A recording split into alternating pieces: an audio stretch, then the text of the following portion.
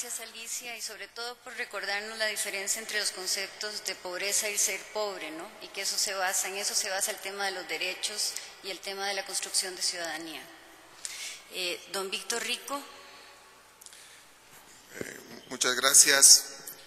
Desde luego, quiero empezar agradeciendo a los organizadores de este evento, por la invitación para participar en este panel y muy contento de compartirlo con personalidades y amigos tan queridos. A ver, yo me voy a permitir, digamos, me voy a tomar la licencia de salir un poco del tema más específico del panel, para tratar de compartir con ustedes cómo desde mi punto de vista ha evolucionado o involucionado la democracia en América Latina desde que se presentó el primer informe sobre la democracia en el 2004 y ahora en el 2010, el informe del 2004 que también lo coordinó Dante Caputo. Porque yo creo que la democracia del 2010 es sustantivamente distinta a la democracia del 2004 en América Latina. Yo creo que en términos generales hay rasgos distintos, hay especificidades, particularidades, pero en estos 6, 7, 8 años la democracia en nuestra región ha cambiado. En segundo término, yo creo que no es posible hablar de una democracia en América Latina. Yo creo que el proceso de construcción de la democracia en América Latina está recorriendo caminos distintos, diferenciados. Hay una trayectoria de construcción democrática diferenciada en América Latina que se expresa a mi juicio esas particularidades en los siguientes elementos. En primer término, la arquitectura constitucional o los diseños constitucionales son distintos. Hay países que han avanzado con reformas constitucionales, asambleas constituyentes, otros han seguido una agenda más reformista. Los tipos de liderazgo son distintos. En general, yo creo que el nuevo liderazgo político en América Latina es un liderazgo más cercano a la gente, a los ciudadanos. Ahora, hay diferenciaciones, algunos con rasgos más populistas, algunos con posturas menos populistas, pero en general son liderazgos mucho más cercanos a la gente.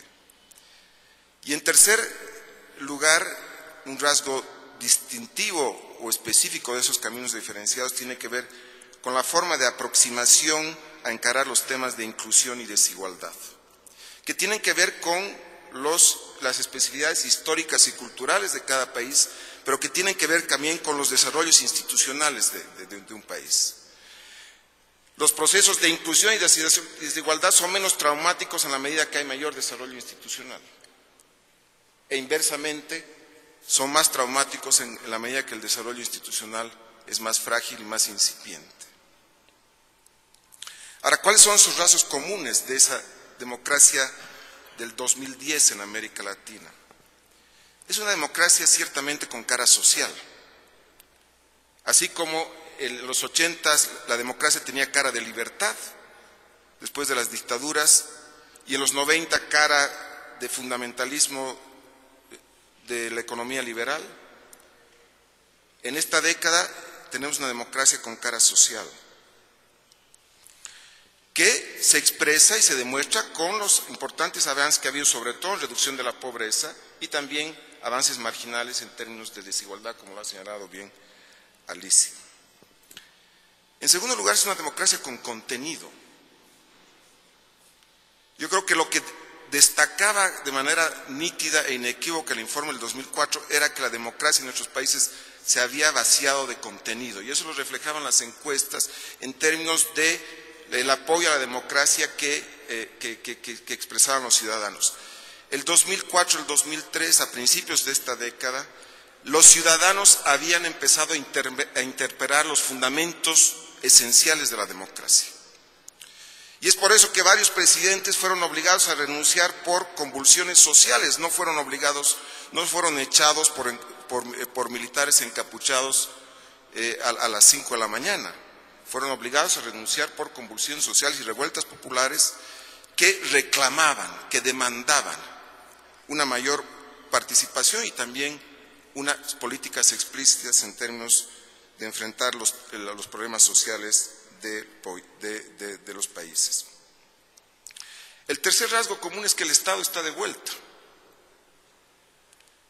Y por un lado es una decisión de los estamentos políticos de América Latina, pero por otro lado también es una demanda de la ciudadanía. La ciudadanía, en la medida que se siente desprotegida, demanda mayor participación, de intervención del Estado. Ahora, el gran tema, como voy a señalar más adelante, es qué tipo de Estado es el que debemos construir en América Latina. Es otra vez el Estado clientelar, el Estado omnipresente en toda la esfera política, económica y social, o es un Estado que sea capaz de llevar adelante políticas públicas eficaces.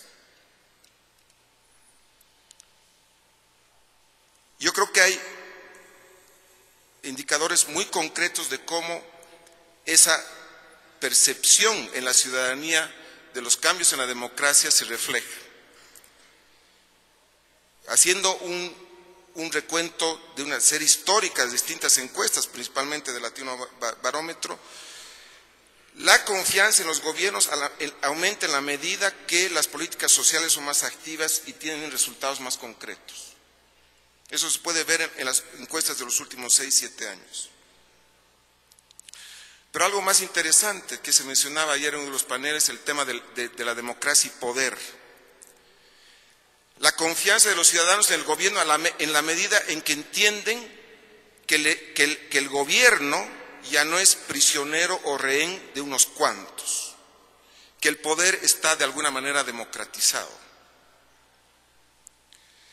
Y en tercer lugar, otra correlación interesante que se puede ver de las encuestas es que la revalorización del ciudadano respecto al rol del Estado es directamente proporcional a su eficacia en influir positivamente en la reducción de la pobreza y en el tema social.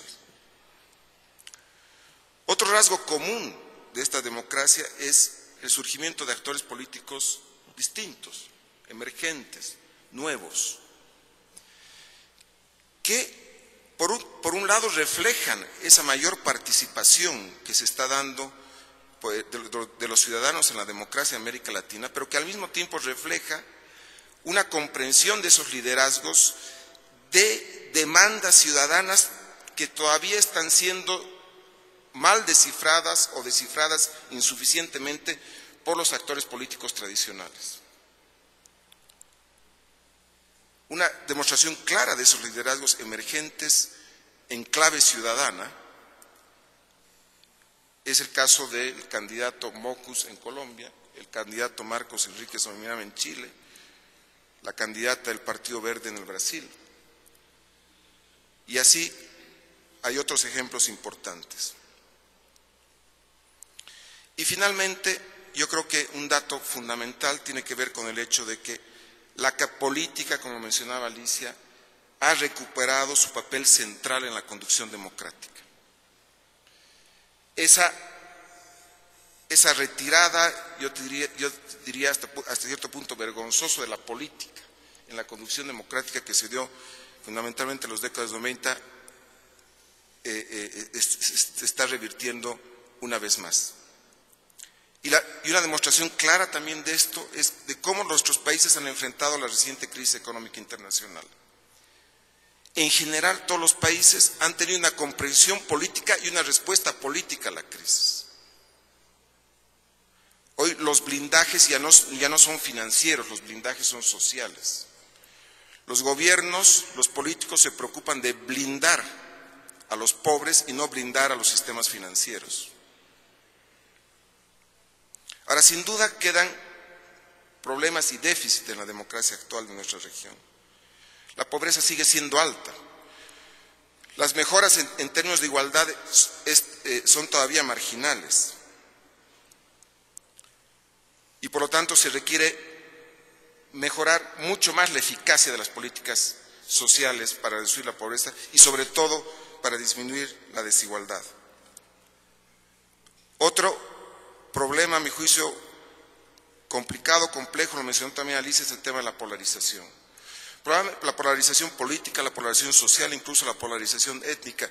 Probablemente la polarización sea eficaz para ganar una elección, pero no es el mejor camino para gobernar. Y para que no sigamos el camino de la polarización, los gobiernos tienen que entender que los que están al frente son parte de la solución y no son parte del problema. Que los que están al frente en la oposición política, institucional, social, económica, deben ser corresponsables en la solución de los problemas nacionales.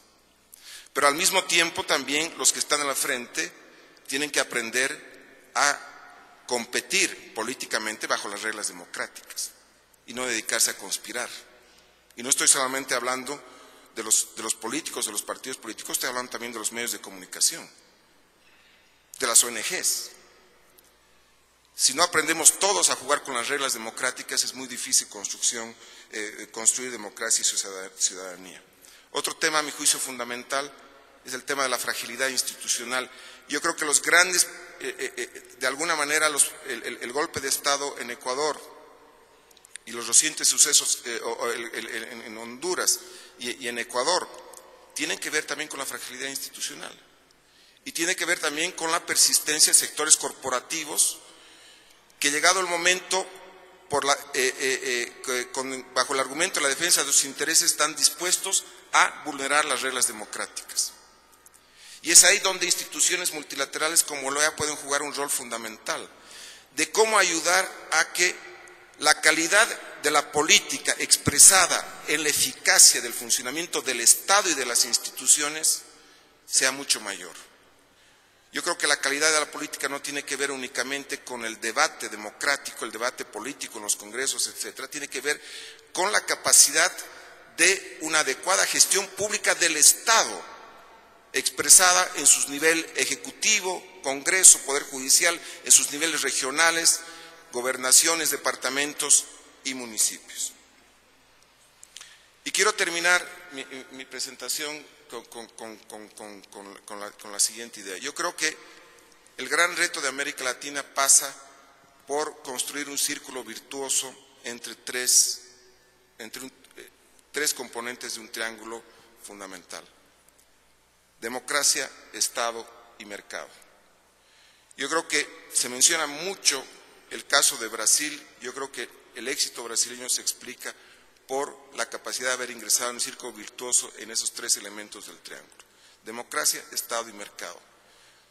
Democracia como una forma, como el espacio donde se desarrollan los derechos de los ciudadanos y donde se establece el marco y las reglas de juego. El Estado, que es el encargado de desarrollar políticas públicas para disminuir la desigualdad, disminuir la pobreza, para atender para regular al mercado, y el mercado donde se puede generar riqueza. En la medida que sigamos teniendo visiones que antagonicen esos tres elementos, va a ser muy difícil que le podamos dar un horizonte de sostenibilidad a la democracia en América Latina. Muchas gracias. Muchas gracias, Víctor.